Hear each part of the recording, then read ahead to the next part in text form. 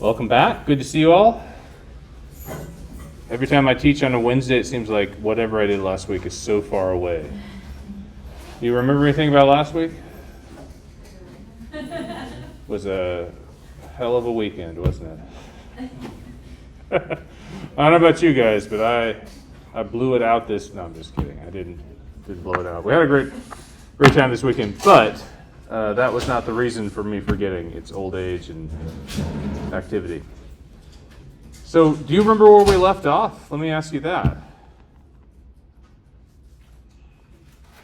Anybody? No. Do you remember Bernoulli outcomes? Do you remember we're not supposed to transform our data, but I did it anyway? Do you remember how we implement an IRT model in Stan? Sort of. Should I talk about that again? That would be. I'd be happy to. Yes. I have a quick question because in this case, using that Bernoulli underscore logic, the EAPs, the expected posteriori means for those posterior distributions, the scale of those numbers is logic, or they were already transformed into probability again? So what happens is the Bernoulli logit function takes the thing you pass to it. It assumes it is the continuous. The result of what's put into parentheses is continuous, so real number. It applies the inverse logit transformation, so it takes it going from the real number line and transforms it to a probability, and uses that probability in the Bernoulli distribution function, PDF distribution function. Ming Ying, you found the wrong disk. Thank you for moving, though. That was kind of loud. I would be like, every time you breathe, I'd be like, stop breathing. No, don't. You don't need to apologize. It's not your fault. Thank you for moving, though. That is very considerate of you. Yes, another question. Yeah, can you go to slide 52, please? 32. Yes. There we go. Yeah, there we have the item parameter estimate. So my question was, in this case, those means, what is the scale of those? Logit. What are scale? Okay. Logit. So when you want to know what scale they are, if you're using Bernoulli logit, you'll have to look at what they're put into in terms of the model itself. So if they're inside of something that converts them into an inverse logit, that means they're in the logit scale. When we get later on in class, we'll get into the 3PL. The C parameter is not in logits, it's in probabilities. So it turns out for 3PL, we can't actually use Bernoulli logit. We have to use Bernoulli, and we have to do something else to get the inverse logit back. That was the reason of my question, yeah. Great. So once again, the big difference between the code in Stan from the normal models to what we're calling IRT or item factor analysis models is the use of Bernoulli or Bernoulli logit. Bernoulli logit, because it applies to anything in the parentheses, only works on models that are defined in logits. So if you have a combination of parameters, like a C parameter, it won't work for it. It will. You'll have to find a different way of parameterizing, and I'll show you that in just a few minutes. Okay? Does that seem familiar? You know, I totally forgot announcements today. I'm like, so we got 75 slides, let's go. And I totally forgot. Got a formative assessment out. I think you got a note about that. Should have got a note this week. Homework 3 is due in December. Don't even bother with it yet. Project meetings. I met with many of you. If you haven't met yet, I do have office hours today right after class. I know a couple of you have meetings later on in the 4 o'clock hour. You're welcome to come in office hours also if you want to not wait till what your meeting time is. So whatever works.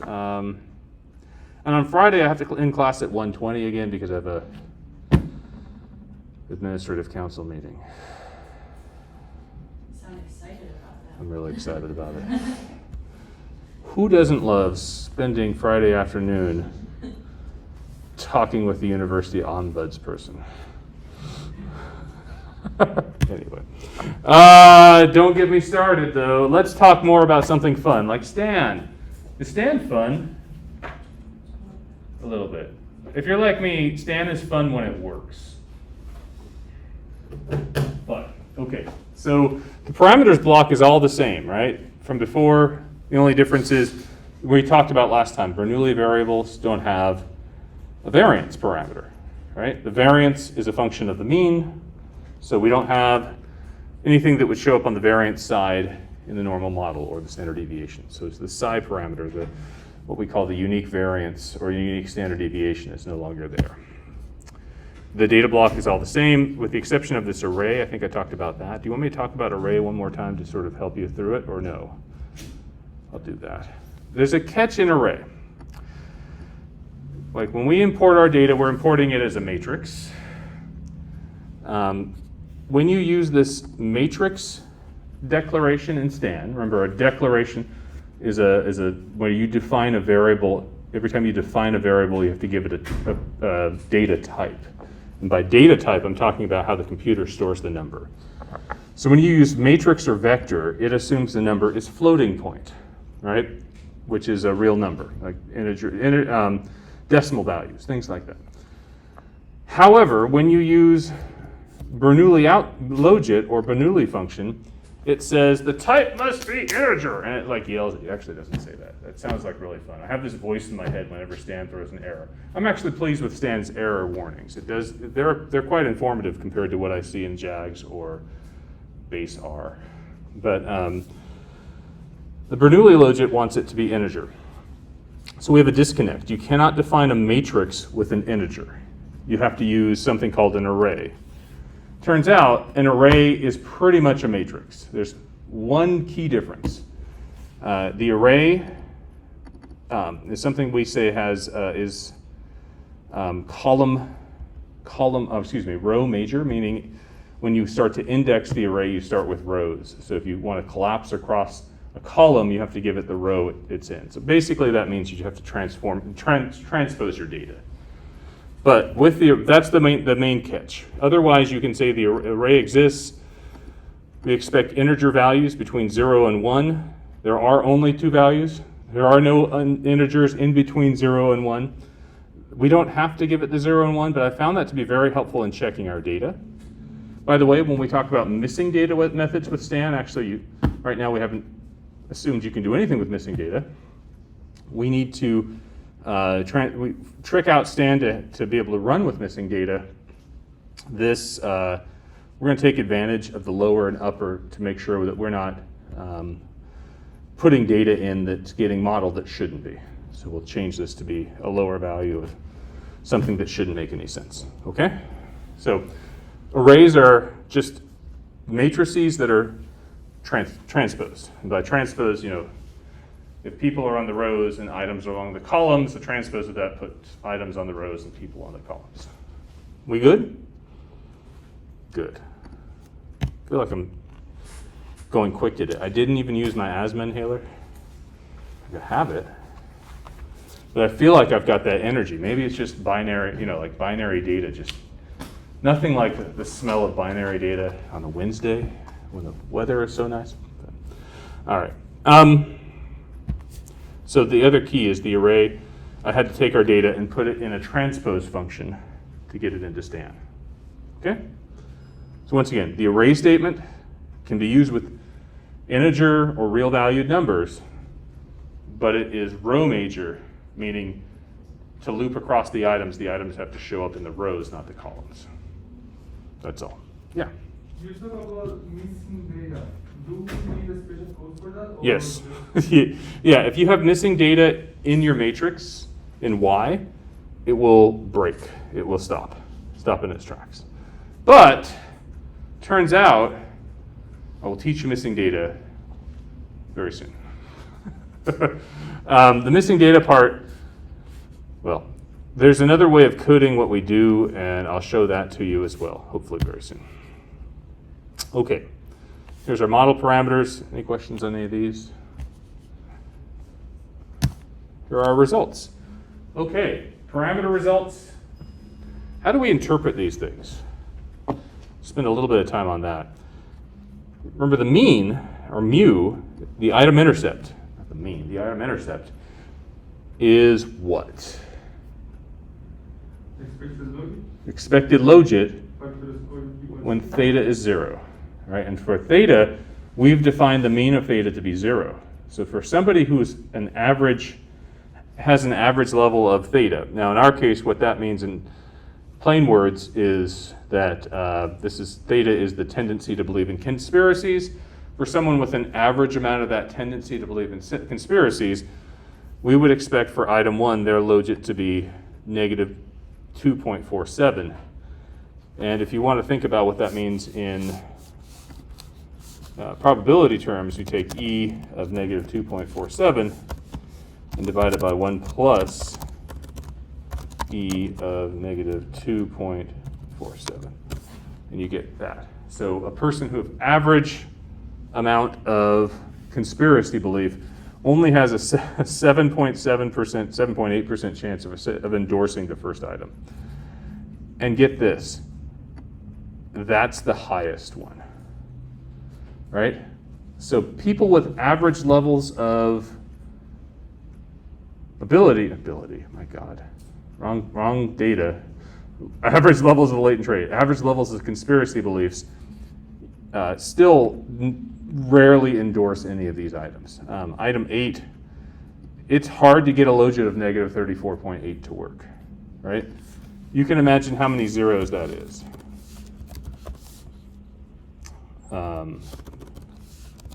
So one of the key catches here, yeah, this 16, like scientific notation shows up, right? It's really, really tiny chance. So you have to remember the kind of the key difference when you're working with binary data. Many of you have taken item response theory in some form. Item response theory typically gets taught in the discrimination difficulty format, which I'm going to show next. I feel that's a lot easier because the difficulty parameter is really interpretable. What's the theta value you need to have about a 50% chance of answering the item correctly? That is different than the item intercept. But remember, the transformations of each other in a mathematical sense. Posterior distributions are a little bit catchier. Okay, so I find item intercepts really difficult to interpret because they're just not, I don't know, they're just hard to deal with. I always have to convert them to probabilities. But the lambda parameters, those are item discriminations or factor loadings, we interpret those the same, right? It's the increase in the logit for a 1 unit increase in theta, right? Logit of a endorsed response, a logit of a value of 1 for the item. So yet again, we've got some extreme values here. Anybody ever seen a logit of 13 for a discrimination before? A discrimination parameter of 13? No, it's hard to do. We also have data where very few people are endorsing the items. Remember the proportion of people with a 1 on each of these items, the way I've coded it. Right? 1 means they either slightly agree either agree or strongly agree with the statement of the item. I think the highest probability of a 1, marginally, not without a model, just looking at what we would call the item, the p-value, the item difficulty itself was 0.34, right? These are very low incidence items. So in low incidence cases, you'll see things like this. I also did not put a very informative prior on these data. But you'll also note our hat is 1, the chain is converged.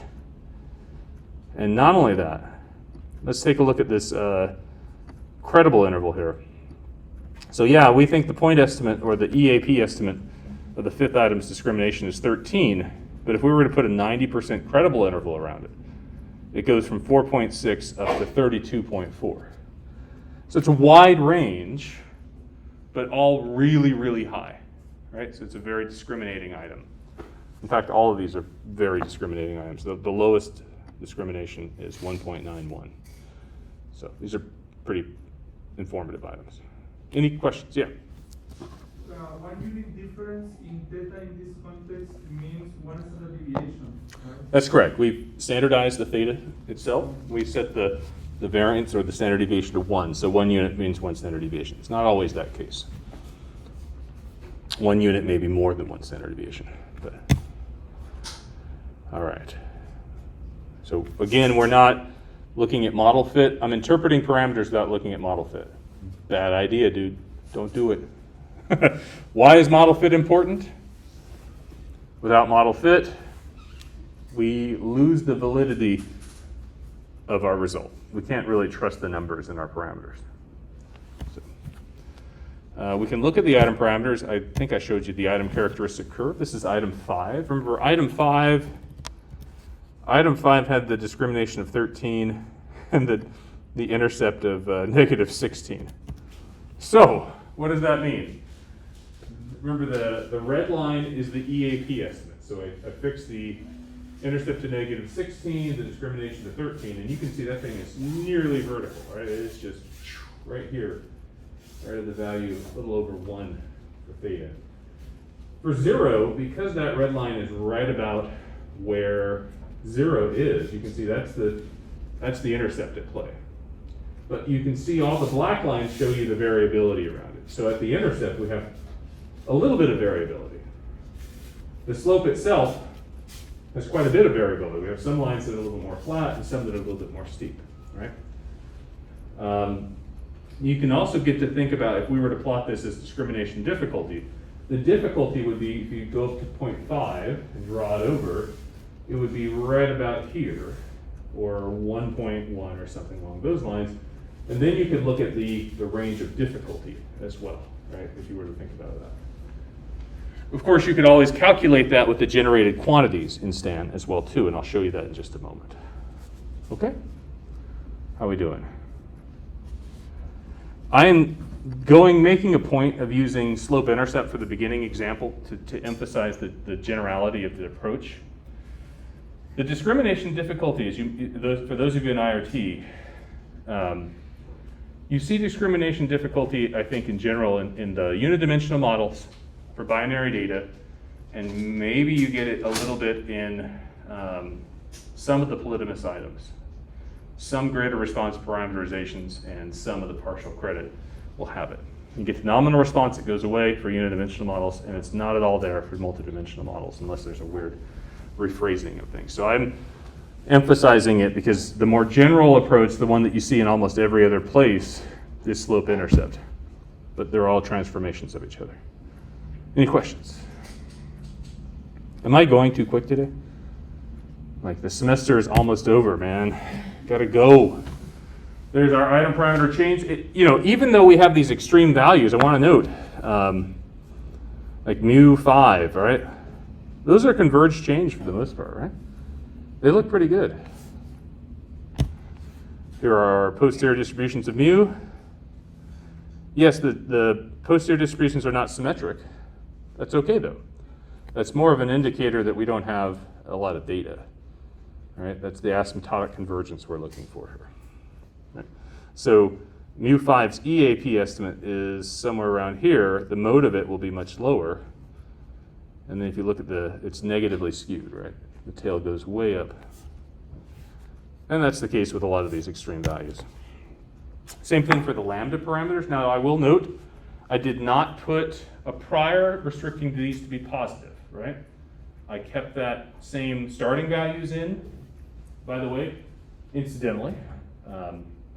Evidently I do Stan every day now. I was analyzing data in Stan prior to class. It was like 10:30 a.m. Ariel's research group was going on. You guys were having a party. I was over here like in my office right next door working hard over Stan. And I had a data set where I forgot to put that in. Guess what I found? Had the multi-mode problem. Actually, no, check it. I put it in at a level of 5. Like remember the starting values that we used for this? I said the mean was 5, right? Even with the mean of 5, I had that problem. So I actually upped the mean of the starting value back to 10. It had a little warning at the beginning saying the log was infinite, but it was able to continue. Got it to work, and lo and behold, one of my discrimination parameters was actually negative. It was negative 0.6, converged to negative 0.6. The rest were positive. So it wasn't a multiple modes issue. It was truly an item that was negative.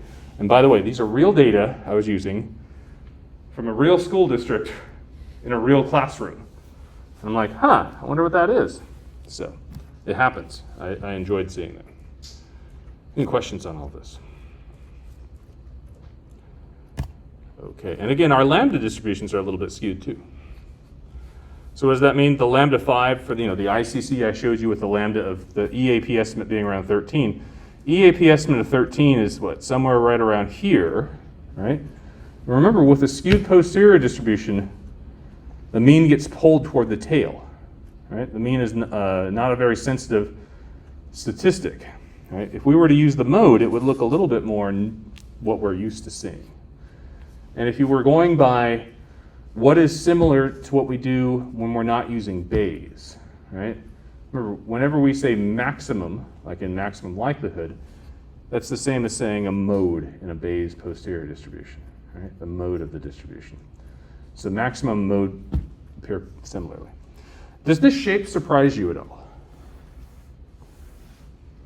No? Different x-axis.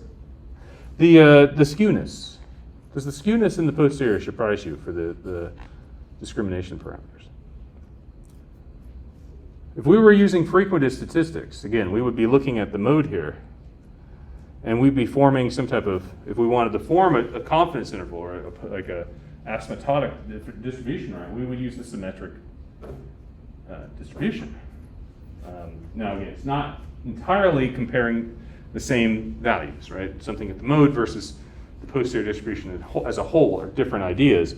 But you can see the uncertainty that we have to characterize here is usually in one direction, right? So you think about what that means for our results, right? Remember the thetas. If we allow our lambdas to wiggle, our thetas will have more uncertainty too, right? And that's important. I think I left off here. This was the bivariate distribution of the first mean and the first item intercept and the first discrimination parameter. And I want to point this out to you. Remember in normal land, we had a question in class that said, what about the posterior distribution? Is there correlation between the two? So we didn't define a correlation there prior. Turned out in the normal distribution, there may not be a correlation between the two. There's some underlying reasons for that I probably don't have time to go into. Mainly that in a factor analysis, because the latent variable is there, the factor loading is actually on the variance side, not on the mean side, even though it looks like it is. Mean and variance are independent in the normal distribution, blah, blah, blah. But that's my quick summary. Here in binary data, that independence doesn't hold, but more importantly, we didn't specify a prior distribution that had a correlation between these two parameters. But the posterior distribution has a correlation. Where does that correlation matter? Not a whole lot. It just happens, right?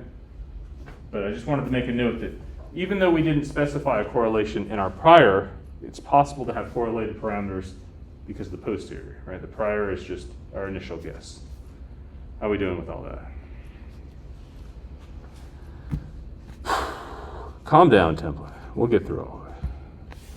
I don't know why. I feel like I need to squeeze this all in. Just take a deep breath. We'll get there. We'll be fine. All right. Let's take a look at the latent variables. Here are our point estimates of theta. Whole lot of negative values, as you would expect. In fact, here is a histogram of the EAP values of theta. Right, so we took each person's theta, fixed it as mean of the posterior distribution, and here's what we see. A couple things I want to note about this. It's a big pile of people down here at the bottom. And if we go back, we can even see where that number is, somewhere around negative 4.2. And they change in the second or third decimal place. And that's a function of not running a long enough chain. If I really wanted to see the third or fourth decimal place not change, I'd run a longer chain, right?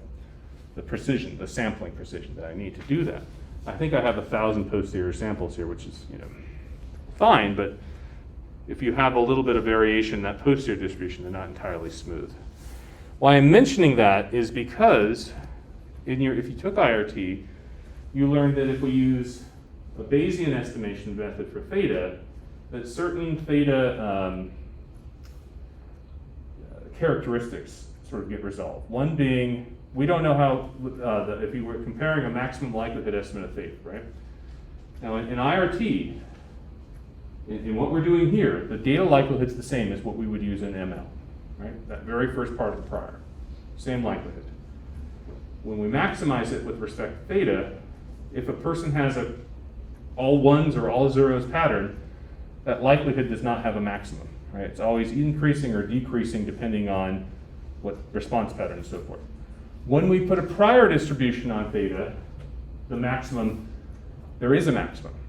You may have learned that's a benefit of the prior distribution, right? It is.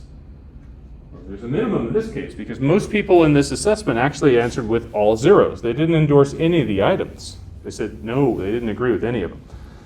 So when that happens, yes, we have a maximum to the posterior distribution. But you'll note we set a floor, right?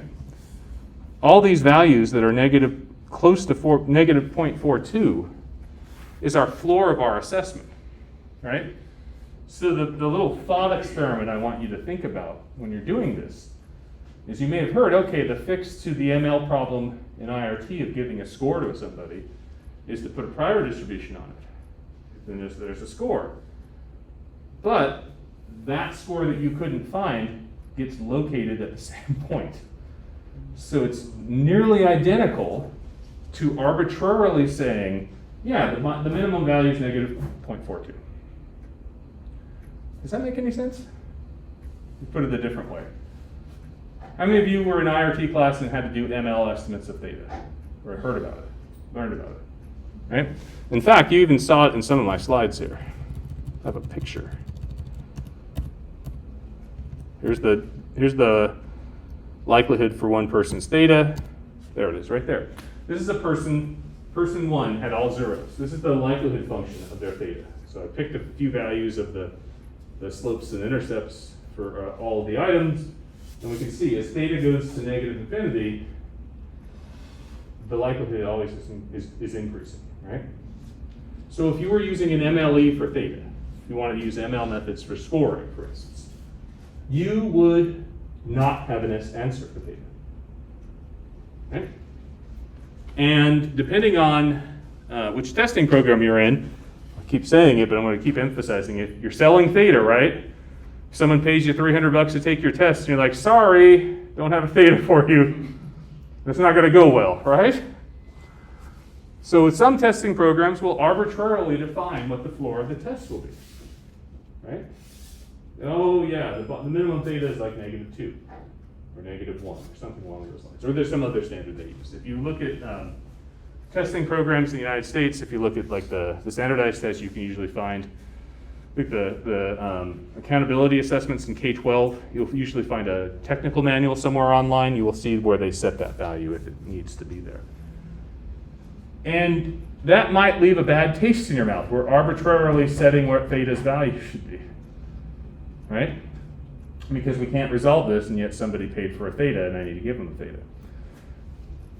The flip is usually, well, let's put a posterior distribution. At least that's how I learned. Let's put a posterior distribution on theta, and that's what we did.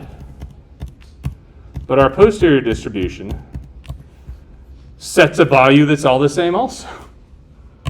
Right? And that posterior distribution decided our value should be somewhere around -0.42. So I ask you, what is the difference? Would you say one is better than the other? Would you just arbitrarily assign -0.42? Or say I put a normal in and the normal assigned it? But either way, it fixes them at a certain point. The difference with the normal is that to get the EAP estimate such that the mean is right here, right around 0, or close to 0, it sort of balances where that minimum should be, or the maximum should be, right? So that the mean of 0 sort of shows up at the end of the assignment. So it's unclear exactly where that minimum will be, but there'll still be a minimum, is what I'm trying to talk about. Or a maximum. In our case, we don't have a maximum. I don't think anybody put a 1 to all the responses. But if they did, we would see that too. Does this make sense a little bit more now? So what I'm trying to indicate here is that we're using Bayesian, and the Bayesians say, oh, look, you don't have to arbitrarily set what the maximum or minimum are when you can't find an MLE for theta. You kind of are, right? Because you pick a normal distribution, and it will put a minimum in it. You just didn't know the value ahead of time. So one way or the other, you're fixing a minimum, right? Does that make sense? That's all I'm trying to say. Yeah, it's not magical, it's just mathematics. It's how it works. It's going to be a minimum for it. And here's the density of it too. Any questions on what I'm looking at for theta here? No. How about we look at two distributions? I thought this was cool. We have person 1 and person 2. Check the first two people. What stands out to you about their distributions? Or does anything?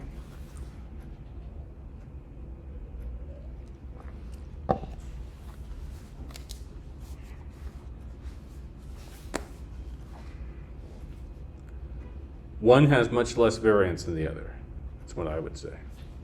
Right? Person 2's variance, or standard deviation, if the mean of person 2's distribution is what? Maybe 1.5 or just around there.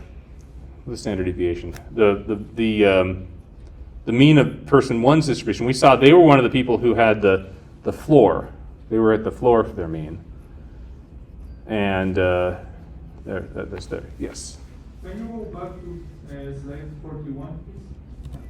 Just to be sure. So in this case, those theta values are in the theta scale that we assume, and those posteriors are the result of the data likelihood using all the pattern responses for people and the normal distribution prior for theta.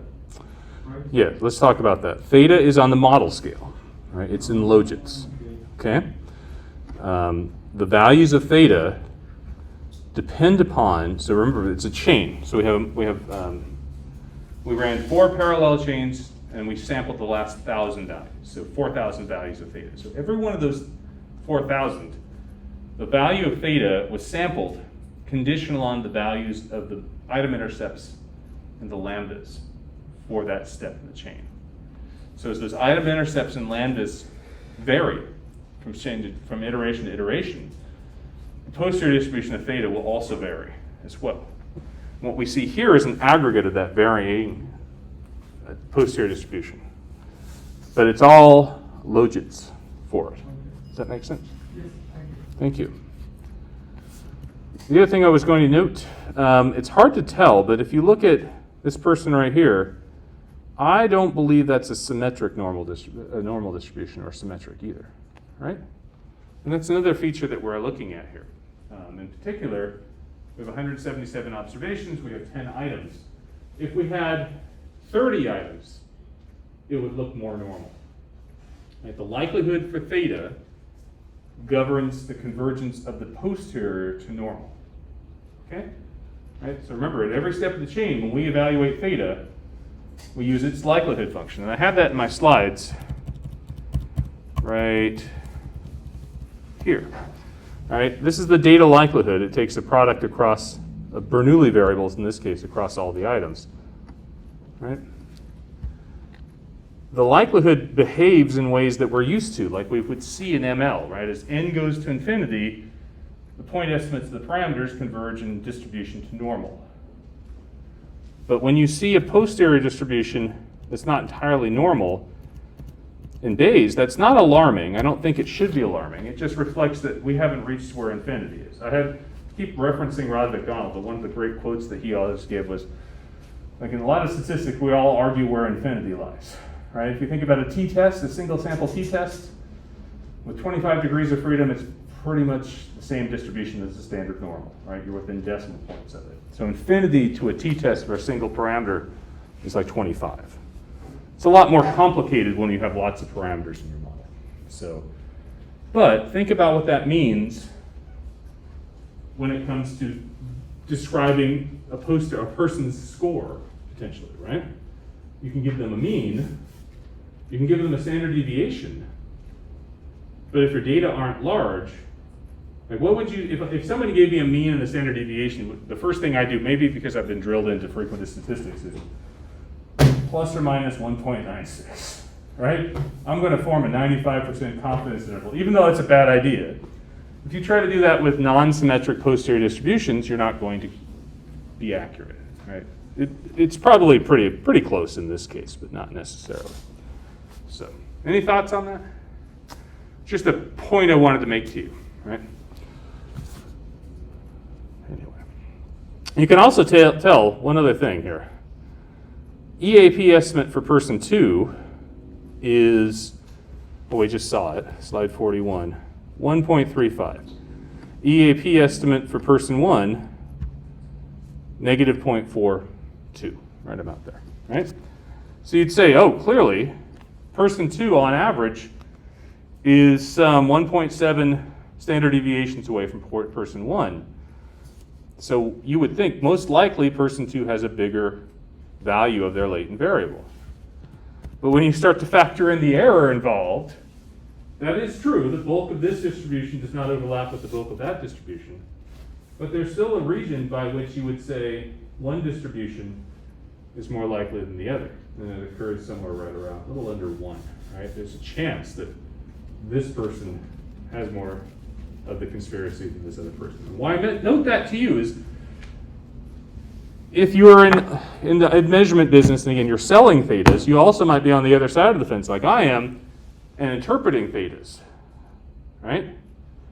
And if you have to make a decision about whether or not a person, in this case, believes in conspiracies, or if this were an important high-stakes exam, to remember that distributions overlap is important, right? So if this score was not on the seat and the floor, it would overlap quite a bit more, potentially. We don't know its shape yet, but just to remember that overlap whenever you think of comparing two scores, right? The scores themselves are very difficult. And one sidebar on that, one little side comment on that. Have I ever told you my story when I worked at Georgia? I was at a party, it was like at a bar, and I met a stat professor there. This guy was a crazy guy. Actually, it was cool. His name was Jack, but he changed the C to an X. I don't know. That's the type of guy. Anyway, he says to me, "Oh, you're in psychometric." I just don't believe in factor analysis. So we sat down. Like, "Why don't you believe it?" Like, I don't believe in the tooth fairy, right? I get it, right? So, and so it came down to, I sort of describe what we're doing. I'm like, "Oh, it's a mixed effects model." "Oh, I believe in those." "Okay, great. Random intercepts and things like that." "Yeah, I get it." "Okay, great. Now we're talking." So what do you do with it? I'm like, "Well, we're after the random effect." He's like, "You're after the garbage?" So in many cases, this theta, right, or in other fields, they may call this a random effect, is a nuisance. They even call it that, a nuisance parameter. Have you heard that term before? It gets in the way of inference for other parameters that are more important to them. And they build a design, a whole research design, on how to minimize the nuisance or control for the nuisance to make inferences on the things that are important. In educational measurement, this is not the nuisance. So he and I had a discussion about experimental design. So how do you measure that reliably? Well, what would it take? Well, it'd take a lot of the test items. Like, you're onto it. Exactly, right? You need a lot of observations per person to be able to get the random effect with a certain precision. So when you think about like how we fit into the world, if you're in, like Lisa's teaching longitudinal right now, right? Like, oh my God, it's like I'm not paying attention. I should know that. Anyway, how many of you are in longitudinal?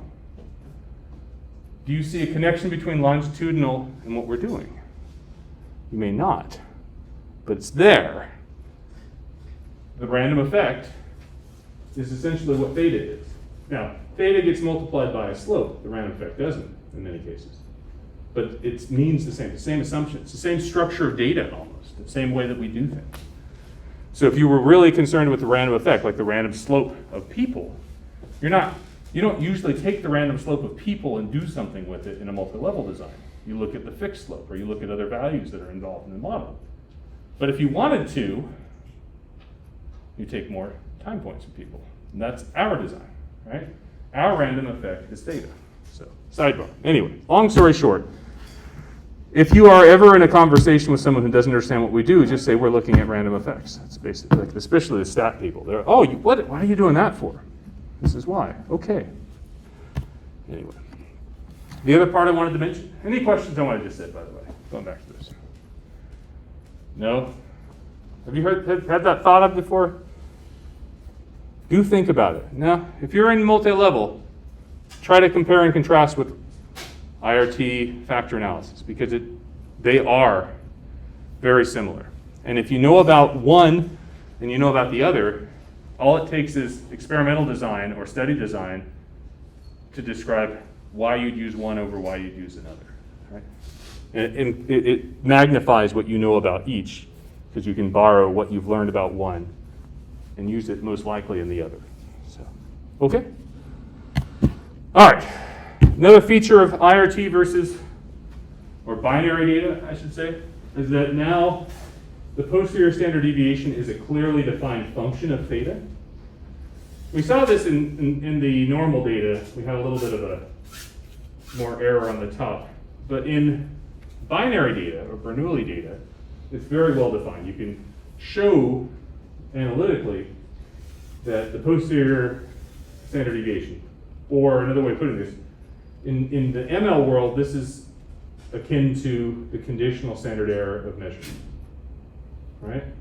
So each theta has a standard error, and the value, the size of the standard error varies depending on the location of theta. How are we doing? Sound okay? You're not surprised by that, though. That is comforting. We should see that. Questions on any of this?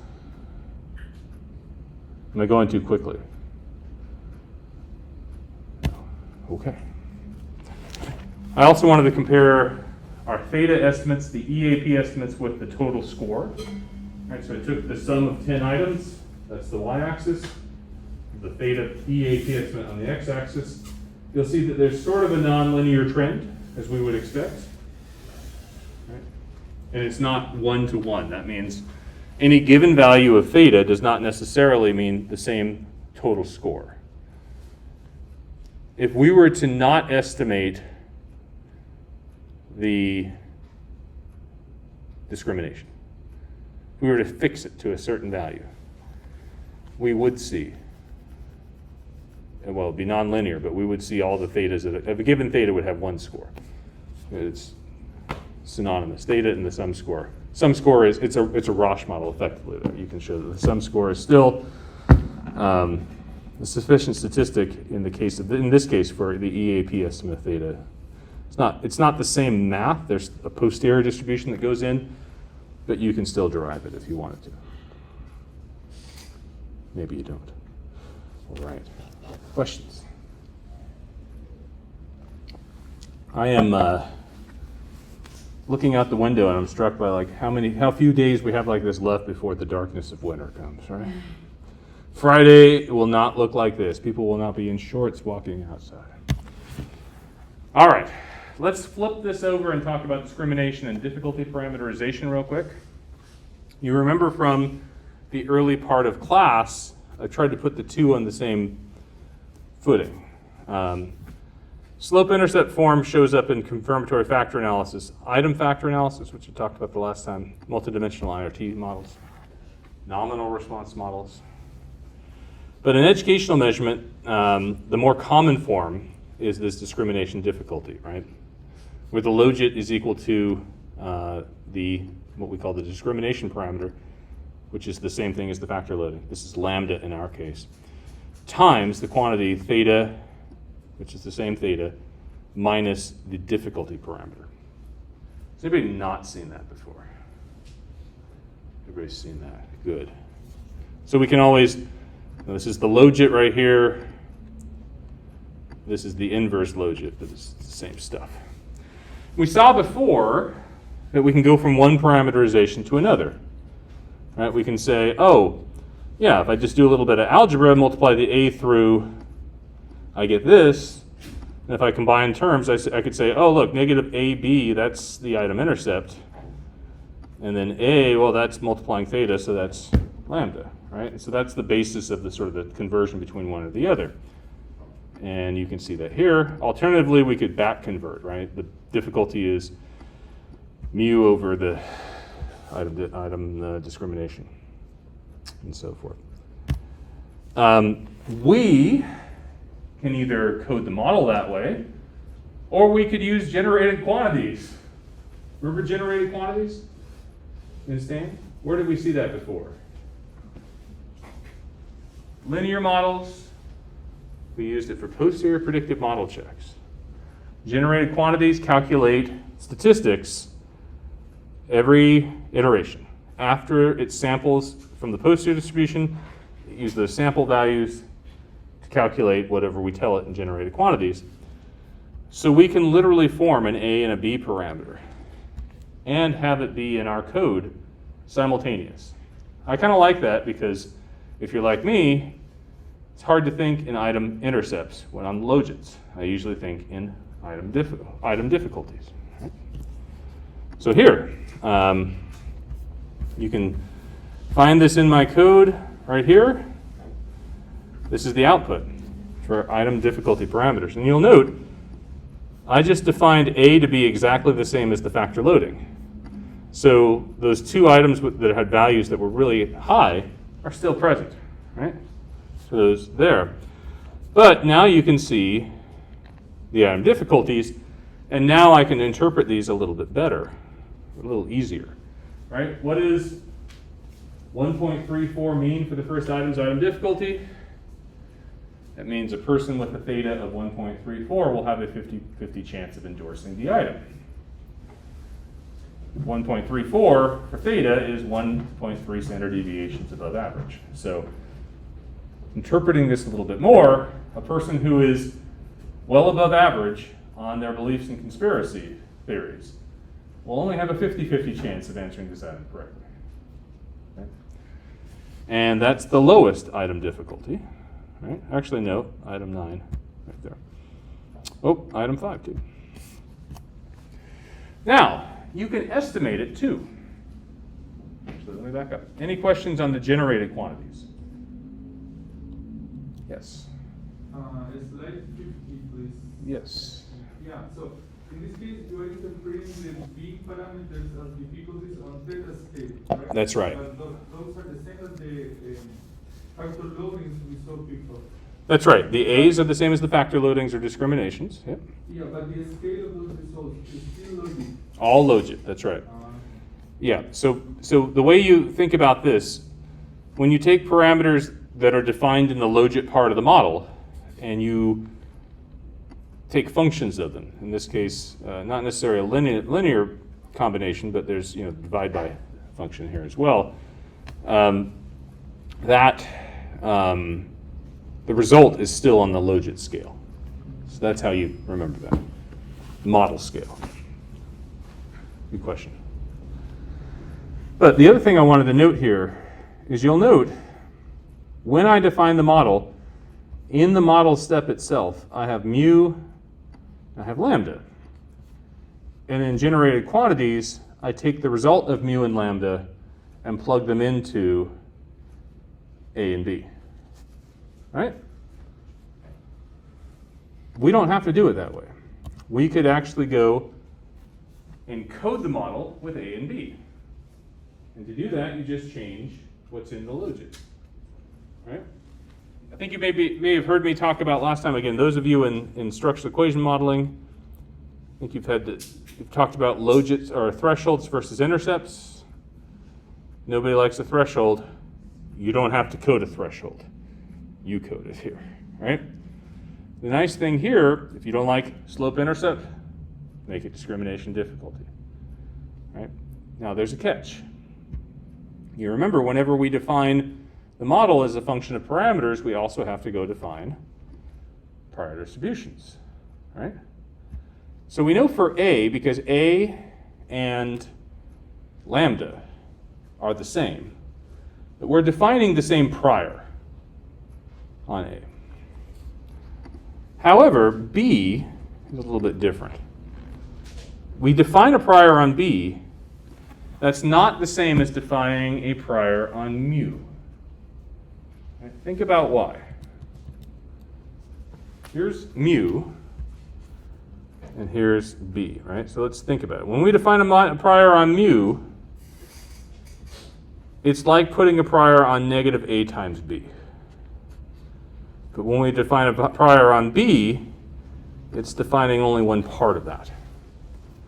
So this is not a big thing to worry about. But in a Bayesian sense, because the Bayesian model includes the prior, what this means is the posterior isn't likely to be identical between the two. There'll actually be a transformation of each other in this case. Hard to figure out what that is. But just remember that. Whatever you put in the model, you define priors on the model. And so because of that, if I choose to do slope-intercept because I'm going to die on that hill, you choose to do discrimination difficulty, and we both put very diffuse, uninformed priors on, we may have slightly different posterior distributions as a result. Right? So just remember that, okay? But if you do it this way, you can go and use slope-intercept in the generated quantities. Fun, right? That's excellent. So let's take a look at these values. Model convergence is achieved. I was pointing out before item 5 and item 8 because they had really large values. 11.6 here, 27.8 there. And actually, I'll just make it a little easier to compare. Let's look at the difficulty parameters. The discrimination difficulty model, right? These are the parameters that we put into the Bernoulli-Logit function. Right? They're not defined in the generated quantities. This model has those parameters estimates here. If you take a look at the difficulty parameters from the slope-intercept model, now what's that mean? That's when we take slope-intercept as the model, and we use generated quantities to calculate the difficulty parameters. You'll note they're not the same, right? The EAP estimates are not identical. Okay. Why is that the case? It's the difference in prior, right? The priors, when we make a transformation of the parameters, the posteriors are not invariant to the transformation, just given our choices of priors here. So that means the results are a little bit different. Now, before you think of this as a huge problem, don't think of it yet as a huge problem. Yes, these numbers are different, and they're different enough to where I'd be like, 2.01 versus 1.79, that's pretty severe. But here's a plot. This is the discrimination difficulty parameter model. This is the slope-intercept model. This is each scatter plot of each estimated value. So if you think about where those numbers are, it's a shift, right? The axes that you see on the x-axis and the axes that you see on the y-axis are on a different scale. They may even have a different location, right? However, they're pretty correlated. What do you see? What do you think about when you see that? The values are different, but relative interpretation is similar. So this is the idea of us sort of doing a rescaling of our model, right? This is what I think. Right? We're going to make similar conclusions because if the difficulty parameters look like this, guess what theta is going to look like? The values of thetas are going to change, but the relative values are about the same. Right? The values of discrimination and difficulty are not identical, but the relative values are roughly the same. Right? So the order is maintained. Right? You see a little bit of wiggle here. That's, this dot right here is not entirely in line. That's because I didn't run a long enough chain. If I would run the chain much longer, you'd see a very straight line here. Right? So when I say the posteriors are not identical, yes, the posteriors are not identical. That doesn't mean that your results or your interpretation is going to change, though. Right? It's all contextual on the choices of the model that you make. Right? And yes, if I make my choices with slope-intercept, and Ahmed makes his choices with discrimination difficulty, if Ahmed says, look, I got a difficulty of 1.3 for this item right here, Actually, let's go with this one. I've got a difficulty right around 1.5, and I say, no, that's like 1.37. We could have an argument about that, but we'd have to look at all the other model parameters too. And we'd say, oh, okay, what does that really mean? Right? Well, theta. Well, theta's now changed also. So, well, we haven't shown that yet. Let's look at the A parameters, right? Here's the interesting thing about A.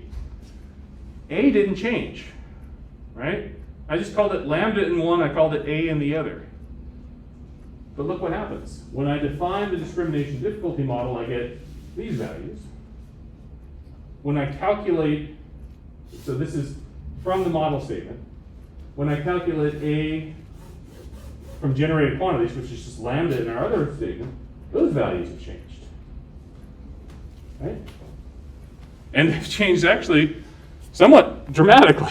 look at A8, 27 in one, 21 in the other. By the way, if you're getting these 20s and trying to report those to your supervisors in educational measurement, they will laugh.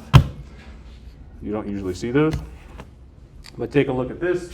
Now, this is not entirely a linear transformation, but it's mostly linear. Where we start to get a little weird is out here at the tail. That out here at the tail, we get a lot of estimation error in the further away we get. Remember, the prior for this is normal with a 0, but the variance is quite high, so it's uninformative prior. So what are you taking away from all this when I say this? 2 important points, right? If you're in the frequentist world and didn't have priors, one model is entirely a reprint. Your results from one can entirely be rewritten as the other because the likelihood function is the same. The data likelihood is the same. The reason in Bayes that we're different is because the posterior distributions are different. But with the posterior distribution being different, the results are still consistent, right? So again, if one person chooses one parameterization, another person chooses the other, the order of theta hasn't changed, the order of which items are most discriminating haven't changed, just the relative values of each have. And so long as you're making statements that are relative, which oftentimes we do in our line of work, you won't see wholesale differences, particularly with this choice of prior. But think of it another way. Our prior distributions, right, are pretty flat for either B or for mu, right? They're very uninformative. You will start to see a bigger and bigger difference if you change priors to be more informative between the two. Right? The impact of prior will be more prominent the more the prior is weighted, the more the result is weighted toward the prior. Does this bother anybody? Some people get real bothered by this. But here's another part. If you're sitting there like I did, like me, don't be like me, okay? Be yourself, first of all. Don't be like me. Right? I learned all about the frequentist stuff as much as I could. And I'm like, look, the model data likelihood, one's a parameter as the other, the likelihood is invariant to these the changes in parameterization, and we're fine. It's basically the same thing. If I say that to a Bayesian, they'd say, no, actually it's not the same thing. The posterior distributions are not the same, and I can prove it because mathematics would show that what we're proportional to is different when we define one version versus the other. So when we talk about these models being the same, we're talking about the model data likelihood. We're not talking about the posterior distribution. So a Bayesian would come up to you and be like, actually, they're not the same. It depends on where you set your prior distributions. It's a somewhat trivial difference in our case. Again, the order has not changed, but it is important to remember mathematically. Do you want to see any, let me see, do I have other results? There we go. Let's look at theta real quick. Here's our plot of theta. The highest value for the discrimination difficulty is a little bit higher here than it was for the slope intercept. I didn't do any transformations theta, but what if you were to look at this as a scatter plot, what correlation would you attribute to that? Almost one. Almost one, right? So when I talk about the relative merit of things, the relative value of theta hasn't changed from an EAP perspective. The standard deviations will also change. And the posteriors are not identical. But there's a shift in all the other models because what ends up governing most of this is still the data. The data are determining where we go with things. I still get bothered by this today. But you don't. Nobody's bothered by it. Okay, that's fine. I like it. You're all like totally more flexible than my rigid self. I like that. That's great. Okay. Other questions? Negative. There's our theta standard deviations, by the way. Again, the 0.8, this is the floor, right? And the reason why there's some wiggle to all this, again, remember it's harder. I didn't sample enough to get a more stable estimate of where the last decimal places are. But again, if you were to describe a correlation of this, what correlation would you put to it? Almost one, right? I mean, this is pretty good. If you were like, if I were to tell you, hey, they're not the same, and you saw this plot, what would you say? They're not the same, but they're really correlated with each other, right? And things that are really correlated, you're pretty much going to make the same inference on. So thankfully, the inferences that we make are a little bit more resilient than the point estimates that are, right? This does have ramifications. If you're in a testing program that's established and you're using Bayes and you hire the new guy or the new woman or the new whomever, and they're like, oh, no, you're doing slope-intercept? No. You got to use discrimination difficulty. And they code it that way. You may have a big change in your estimates from one year to the next, right? That's where it will matter, right? Where you're using those estimates for. But from a single analysis for what we do, it matters very little, I think. Just be aware of it. All right. Any questions? Okay. So the posterior distributions are different. That's it. How about we talk about what I'm going to call some IRT model auxiliary statistics. Auxiliary, that's how I call it. Anybody else have a different pronunciation? Auxiliary? No. All right. It's like my son, he was trying to, like he's in second grade, but they're making him read Harry Potter, right? And he's not a fan of Harry Potter, right? He's also not a fan of the book that doesn't have pictures. I don't know if you remember in that part of your life, going from the non-picture book to the picture books to the non-picture books. Anyway, and he's trying to sound out all these crazy words. And the one that he keeps stumbling over is asks. That's at the end, A-S-K-S, S-K-S. That's mean auxiliary. But what are auxiliary statistics from IRT models? I'll ask you. How about things we do with IRT? This is fun to me. Remember in linear model world, I said to you, what's R squared? And you're like, well, what is it? I can calculate it. I'm like, yeah, but you got to calculate the posterior distribution. Well, in IRT land, we talk about things like test characteristic curves, item information functions, test information functions. Any of those sound familiar? Turns out, we could use the posterior distribution from every step of the chain to calculate each of these. Right, what's that mean? Well, let's imagine you're providing scores. That's a theta to raw score transformation using the test characteristic curve. Right? You've seen that before, right? You have a test characteristic curve that's on the raw score metric of the sum of the total. You find theta, you go back up, you find the value of the raw score on that, right? We could use our Markov chain to not only calculate what that score should be, we can get a posterior distribution around it, meaning we could also get standard deviations around it pretty quickly as well too.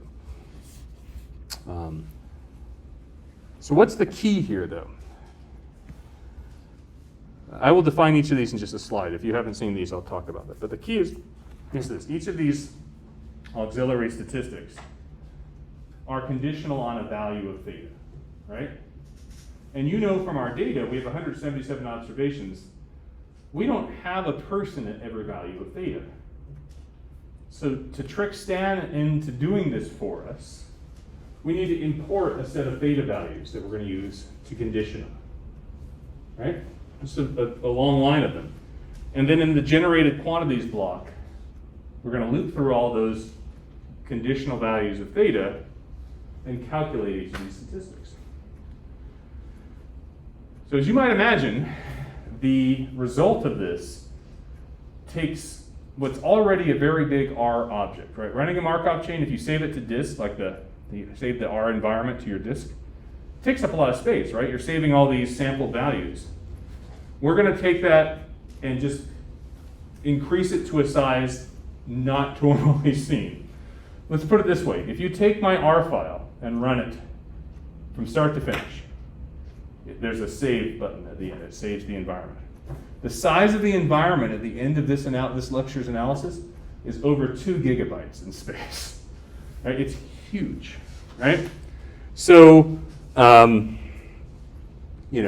lot of times we do this in separate steps or other places where we might want to cut down on disk space, but because I want to give you the best, I'm going to take that disk space.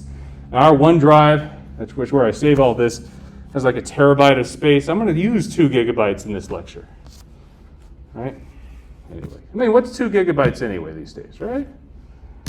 All right, so there's a LaTeX error. This should be a $sign around that. But because we've used the standardized theta, we can go and calculate, remember standardized theta, mean of 0, standard deviation of 1. We can go and calculate each of these statistics for values of theta between -3 and 3, and we cover about 99% of what that hypothesized standard distribution of theta should be. Now we know in practice the thetas we've observed are actually more compressed than that. It's like -0.42 up to 2 point something or other, right? But I'm doing this just to make a point. So I'm literally going to create a sequence of thetas, right? Oh my gosh. Scroll down.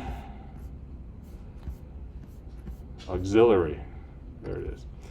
Somehow that just went back. Anyway, I'm using the sequence command in R. So basically this is giving me successive numbers from -3 to 3 by 0.01 increments. Yeah, that's a little obscene too. That's probably why I have 2 gigabytes of space taken up by this analysis, or set of analyses from this lecture. But you can see each of these theta values. I'm going to condition on each one of those, right? Let's talk about the test characteristic curve. The test characteristic curve is the sum of the expected value of each item's probability. So it's a data scale conditional on a theta. So think of it that way, right? You may have seen it with a different notation. The term within the sum, right, this is the inverse logit of our IRT model. So conditional on theta, I didn't put P down here, it's just a theta. That tells us what? It tells us the probability a person with that theta answers this item correctly. And we sum that across all the items, and we get our test characteristic curve. I hope I calculated that correctly. Correct me if I'm wrong. Did you see it written differently in your other IRT books? Other places? I mean, it's written differently. The notation is very different. But I did look it up. I actually made sure of that, right? So you've done this before, though, right? So we want to compute this for every one of those theta we just imported across all iterations of the Markov chain. What's that mean? For every chain, we have a different A and B. We're going to calculate for each theta this sum using that iteration's A and B, A's and B's. And here we go. You ever seen a test characteristic curve that looked like that? I love the error in it, by the way. So not only did I calculate the test characteristic curve if I fixed A and B at their EAP estimates, I also did so with all the black lines using each iteration of the Markov chain. So what's this tell us? It tells us for an average theta, we expect the expected score would be somewhere close to 0, right? And there's not a whole lot of variation around that. For a theta 1 standard deviation above the mean, the expected score is 1. They endorse on average 1 item, and that range would go somewhere between, I don't know, 1 or 0.5 and a little over 2 or something like that. Right? So you can keep going and going and going and see each of that. So I like this personally because this gives a great sense of variability for each of the curves. Right? And remember, this variation is not because of variance of theta. This is variance in A and B. Right? We could, for each person's theta, calculate this. Right? Remember, this formula, the theta value is fixed at what I imported theta at. If I wanted to get the test characteristic curve for each person, right, conditional on each person's theta, I want to do the conversion for it, that curve would look even more errorful because each person's theta is going to vary, right?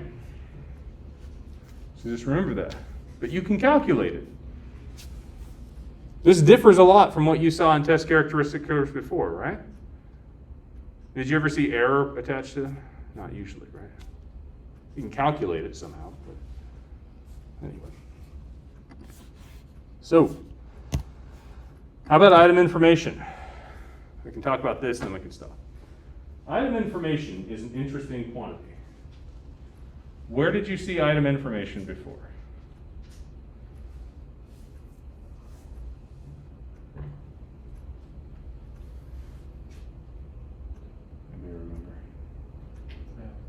IRT. In what context in IRT? What's it? Reliability or standard error of measurement, right? If we wanted to say, we would first calculate, we could use a likelihood of theta, and we would say, what is the information of theta? What's the information of theta function as a function of theta? We would take the likelihood, differentiate it twice, right? Or the log likelihood.